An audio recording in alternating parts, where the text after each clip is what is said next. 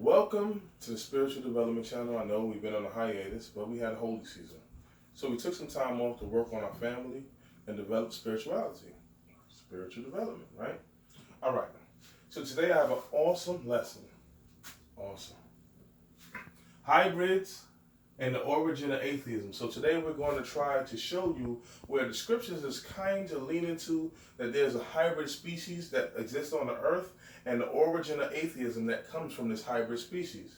And you might have seen this in your Star Wars movies, but when you go into detail, George Lucas only took from the Bible to explain the Siths by using Darth people from another primitive race to amalgamate with a different group to create some of the stuff the Bible's talking about. All right, so before I start off, I'm going to go Socratic methods of learning. What is Socratic methods of learning? Socratic comes from the word Socrates. And Socrates, but before there was Socrates, they used to do this, but Socrates used to ask questions to his students and let them answer and create theories. Not only that, they used to have stories that were open stories that allowed you to fill in the blanks in order to create intelligent discussions. And this is what the Bible actually uses as a format. This is why so many of your stories have you questioning what's really going on, because it allows the mind to expand and go into different areas of discovery. And my brother Prince Nathaniel showed me this. He gave me the meaning of Socratic methods, but I always knew the Bible was doing that. All right, let's start in Genesis 3:1. It talks about the serpent being the most subtle beast of the field, right? We use the word subtlety. Now, in the Hebrew, the word is arum. So now you have this reptilian species that exists that is probably walking upright and that's walking with human beings inside of this place called the garden. And he has arum. Arum means cleverness, but I like to use the word persuasiveness. And I'm going to explain why. But it also is related to the word naked, arim. And why is that? If you look at it, it is the observation of the human. The ayin, or, which is the root word, the ayin, which is the eye, and the head, which is the human, is the observation of the human. So through the arum, the serpent was able to observe everything that mankind was doing in order to persuade him.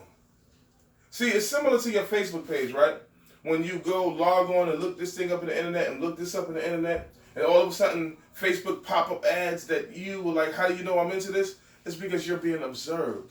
So the only person that can persuade you or to lord itself over you is somebody that knows what you do in order to bait you in the direction they want you to be baited. So this is the scientist that we're talking about. This is the arum, this clever serpent. And then the next thing you have is the conflict between God and the serpent and what they're saying. God says, if you eat the fruit of the tree of knowledge of good and evil, you should surely die. I want you to listen. You shall surely die. But God knows that energy can never be destroyed, correct? But he's saying in the reality that you come in, death is part of this new reality if you eat of this fruit. But the serpent said, you should not die. He told Eve, you should not die. But surely you should live and become like one of God. And in this, the serpent was not lying, because in truth, the serpent was introducing you into a life of reproduction, a cycle of life and death. If you remember in the garden story, everything was immortal. There was no death. But now death was introduced and conveyed and ushered in by the serpent. So now we have Enki. And I want to bring something from the outside of the Tanakh for you to understand that there was some deeper understanding in some other books, because the scriptures derive out of this area. Enki, who was in your Sumerian tablets, in your writings, is a genetic scientist of the slave race. And his epithet, what is an epithet? It is something that describes something, or a picture or ornament that represents a person. And his epithet was a serpent. And where was he? In the Garden of Eden, even in the Sumerian text. So he was the genetic scientist that was trying to create a slave race to serve their purpose. So now is the serpent in the Bible trying to make us serve his purpose? Let's go on. What might be his purpose? To hide God. In order to hide God, did you create subservient beings? when you hide God, you got to create subservient beings. Think about it. Serpents symbolize DNA, genes, survival, and adaptability, right? DNA, gene, survival, adaptability. All that equals evolution. So we're not talking about the evolution of Darwin, no. But we're talking about its microevolution. Humans go through what you call genetic mutations in order to survive. And this is programmed in their DNA, but the problem is scientists believe that this is programmed in their DNA and in their genes, but not by a supreme being. So now you have evolutionists that believe that evolution is something that's self-created by the DNA of humans, and then you have those who are creationists that believe God is playing part in all of our lives. So now here goes the separation inside of the garden story between the evolutionists and the creationists, because the serpent represents your genes and DNA. And you go into the Nagas and Quetzalcoatl. Well, the Nagas are the gods and goddesses of India that were serpents that created the earth. And Quetzalcoatl was the serpent god of the Americas who created the earth. So now you see they have these understanding of serpent gods creating the earth because they're basically revering the genetics of human beings. Think about it. The serpent in the Bible, Enki, Nagas, Quetzalcoatl are all revering the genetic engineering of the human beings. So now you got in it, after they eating the fruit or taking the fruit of knowledge of good and evil, there is bipolarity. But you think, wouldn't knowledge of good and evil be good? No, if everything was good and you looked at everything in a positive manner, then life would sustain the stuff. But now that you see evil and good, you're dealing with bipolarity. You can look at the same thing from different angles, but you might think one moment is good and one moment is bad. But in truth, there really isn't evil in the world. Even evil is something that helps propel the good. Think about it. Evil helps propel the good. If we weren't fighting for survival, would we create technology? If we didn't think our children would die, would we love them and care for them like we needed to? If you didn't think you were going to lose your wife, would you pay attention to her? Sometimes this aspect of negativity and evil that comes into our life is a good aspect to push us forward in life and evolution. So now I want to go into what happened after we ate the tree of knowledge of good and evil. We had sex, right? As human beings. And it shows in science that the 23rd pair of chromosomes were later adapted by human beings and it created genetic mutations. And in that sex, the 23 sex chromosomes, there's 22 that's autosomes, right? But the 23rd is a sex chromosome. And this is what is creating this hidden aspect of God. What do I mean by that? When man ate the fruit and had sex, he seen his society being perpetuated. But what happened, their eyes were open to a different reality. So that means they had a different perception. They seen things different. So now, when they were one with God, they got kicked out of the garden of God. And so now they're not in the dimension of God. And see, what you realize about this universe is there's multi-universes. Science says there's many galaxies. Yes, they are. But they're all parallel universes. Science don't explain that. So if this universe vector of time goes forward, there's another universe that goes in the past. And then there's another universe that their vector of time is neutral. So now our perception with God is infinite. We were removed from the infinite aspect and put into a place of mortality. Think about that. It is just a veil the serpent helped put on our eyes for us not to see God. But these galaxies and these universes are here with us. It's just based off our perception. So when our eyes were open, they were open into a new reality that would trap us into a world, a cycle of life and death. Cain and Abel. Cain, Qayin, Hebrew word, Kevel, Abel. This means acquisition. This means nothingness. When you're happy with life, you don't need much to please you. But when you are frustrated because things are not going your way, or you feel rejected, as Cain did because his offering wasn't accepted by God, he begins to acquire required things to fulfill a void in his life that he had. So now it's the fulfilling the voids that we all go through. We need these rims on the car. We need fancy clothes. We need to look a certain way in order to fulfill a void. But in truth, in reality, it doesn't fulfill no void. So it was nothingness. But Cain, because of his rejection, was angry with God. So he killed his brother. Just like when you're mad at your parents. If your parents show favoritism to another child, you take it out on that child, rough them up a little bit when the parent isn't looking. Well, this is life. The Bible teaches life.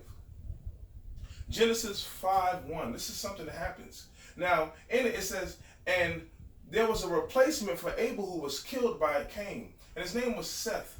But it said, in his image and likeness they were created. In Adam's and Eve's image and likeness, Seth was created. So what was Cain and Abel?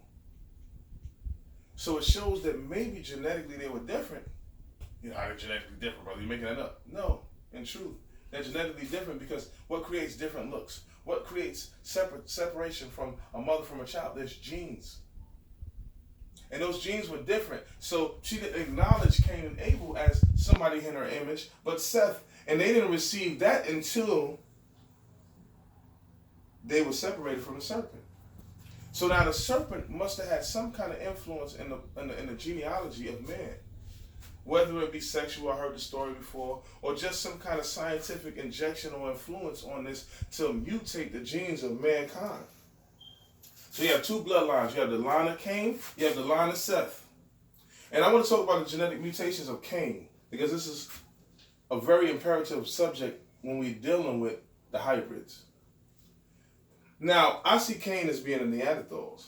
And the reason why I say that is because Cain was a wanderer and a vagabond. Now, anything that in the scriptures matches science, I'm going to play on it and I'm going to see if they align. Now, he was in the land of Nod. Nod means wandering. So now, the Neanderthals had to wander because they were in fear of extinction. This is perfect. It's starting to make sense. But then they developed a genetic mutation of a protruding forehead to scare off anybody else so they won't become extinct. Didn't Cain, for killing his brother, receive a mark? That mark was something to make sure that he wasn't being killed off in future generations. Now, to prove that there's two bloodlines, I want to go into something. There are blood groups organized by our genetics that sends messages to our immune responses to tell us if there's something and create antigens to respond to things that are toxic in our body. Right? In the Rh system, there's 61 antigens. And one of the antigens are the D antigen. And the D antigen determines whether you're Rh positive or Rh negative. Now, what's RH? RH is a symbol or a sign or an acronym for the rhesus monkey. It shows that we have this mammalian or mammal bloodline, and we're connected to it. But though we're all mammals, there is a RH negative that don't hold the same gene. So scientists are wondering, where does this gene come from? It is not in our genetic evolution. We don't see it. We don't know where it's come from. Is it alien? Or is it from a species outside of our species? Right? So let's think about it. If a woman is Rh negative and she has a baby that's Rh positive, her body will almost abort the baby immediately. Unless you have what you call is immunoglobulin, which is a D factor that is injected in them in order for the baby to be sustained. So why would two people that's identical species, if they have a baby together, one system rejects the baby as if it's toxic and deadly? Unless they're not the same species.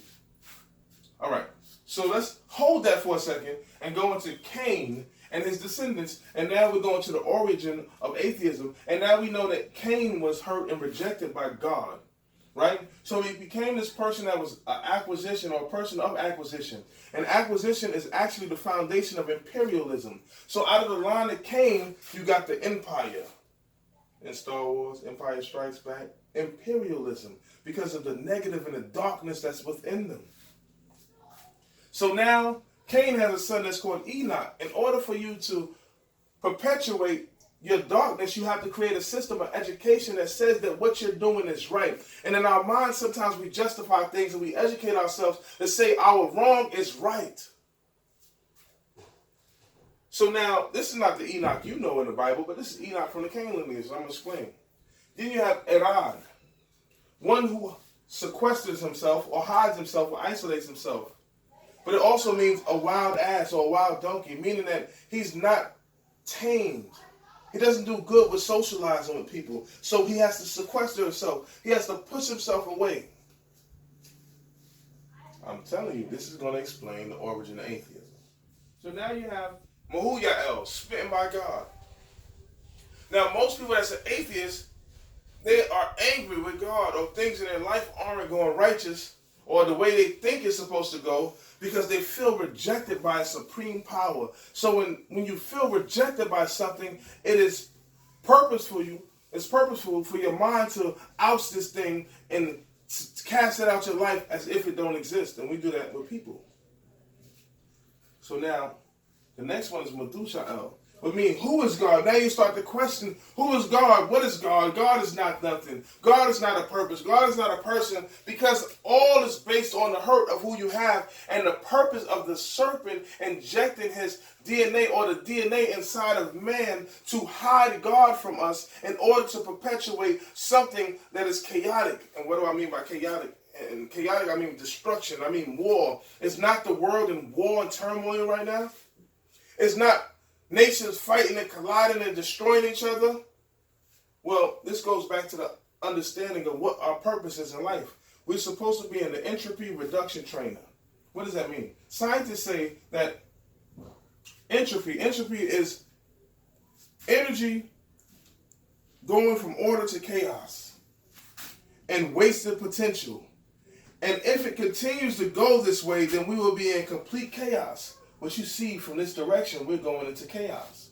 But reduction, meaning that Earth is a place where we learn how to reduce the entropy or the energy from going into chaos. And trainer, meaning that that's our purpose in life. We're here to train to reduce it. But how do we reduce it? We reduce it from love. We reduce it from following instructions or Torah that was passed down to us as individuals. Now, out of Methuselah, when you start questioning God, then you say man is God. This is another understanding and interpretation of Methuselah. This is one of the things that I looked at. And questioning death. Most people that are atheists wonder why people that are good die. But I did a lesson on that. This is why the innocent or good people die. Check it out on the Spiritual Development channel when you get a chance. But things happen to people in order to create a certain level of love. Struggle, death happens in order to create a love. Check that video out. But guess what? If there wasn't even a struggle in life, there would be no technology, no technological advancements. It takes this hardship of what we're going through. So even when we read about the seed of Cain, it's still part of God's plan. And it's almost like, how is that part of God's plan? He said, don't do it. Just like a parent, you tell your child don't do it, but after a while, you know your child have to go through certain things in order for them to develop certain characters. Moses didn't develop character until he faced a struggle. Jacob didn't develop character to face a struggle. Joseph didn't develop character to face a struggle. Sometimes your child, when you're overbearing or overprotective, like God was to Job, he said, you put hedges around me. You put hedges around them. That's what Satan said. So when you're overprotective, sometimes they don't develop certain skills. So God is just like us. He teaches us how to parent in certain ways. So lament means powerful. This is the next one. To oppress, right?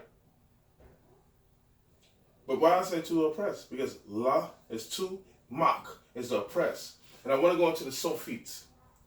This is not regular power. This is oppressive power of imperialism. Just like America, all these people that go to other places and destroy their own culture just to push their own personal agenda. But the sophites, I want to explain the sophites. You have sophites in the language, right? You have a sade, you have a fe sophite, you have a nun sophite, you have a mem sophite, and you have a kaf sophite. I did it backwards on purpose. Because in the Hebrew language, there's no purpose for a sophite. Because it's just the ending. And why is the ending changing? It has no purpose. unless somebody's telling you something. If you read it backwards, the Sophites backwards, it says Safan Mak. It means the language or the hidden aspects of the oppressed people. The hidden mysteries of the oppressed people. Somebody in the language codified it for you to realize we're trying to tell you something deep inside of the language. And this is what everything we're explaining today is going through and trying to explain. So now we showing you that there's hybrids. And why the hybrids come about? Because guess what? Anytime you see Enoch, Enoch is in the line of Cain, but he's also in the line of Seth.